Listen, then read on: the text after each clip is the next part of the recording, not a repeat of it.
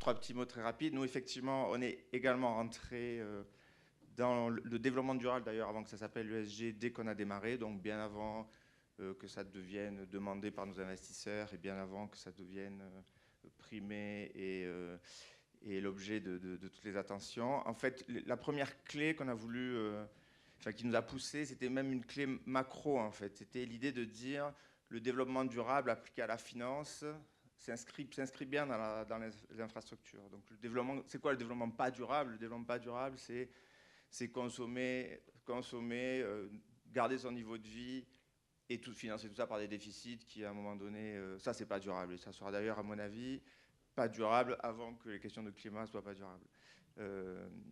Donc ça c'est quelque chose qui ne nous plaisait pas dans l'équilibre générationnel de la finance. Alors que l'infrastructure, pour nous, c'est plutôt l'idée de dire, en tout cas l'infrastructure privée, ce qu'on fait, c'est l'idée de dire, on mobilise l'épargne, qui est plutôt l'épargne, disons, de générations vieillissantes, on la mobilise pour créer des infrastructures, ça donne plutôt du boulot aux gens qui travaillent, avec des facteurs multiplicatifs qui sont favorables. Et puis ça fortifie les territoires, ça fortifie le pays pour les générations futures, à la fois d'un côté bien vivre et à la fois d'un côté d'ailleurs attractivité du territoire. Donc en fait, il y a cette cyclicalité ou ce cercle vertueux intergénérationnel. Pour nous, ça c'est du développement durable appliqué à la finance.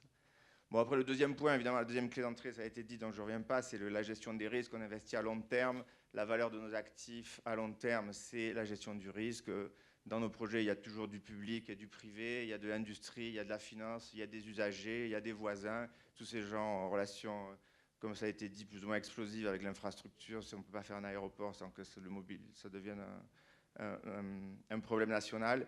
Donc nous, on a toujours eu cœur de s'attacher à faire des projets qui soient solides, à la fois en termes d'utilité, comme ça a été dit, et d'acceptabilité. C'est pour nous de la bonne gestion, en fait.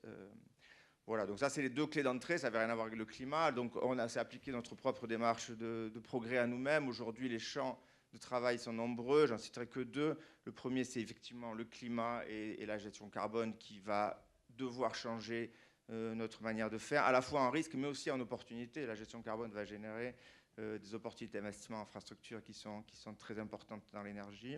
Et je dirais un autre, dans la démarche de progrès, un autre point, moins défensif, peut-être plus positif, tout ce qui tourne autour des smart cities, en fait, qui consiste à optimiser le transport, optimiser l'énergie, optimiser la vie urbaine, en fait, qui va s'appuyer sur les nouvelles technologies, la digitalisation, l'ubérisation, pour utiliser les mots à la mode. Ça aussi, c'est des opportunités d'investissement énormes qui vont générer des besoins d'infrastructures et donc des opportunités d'investissement.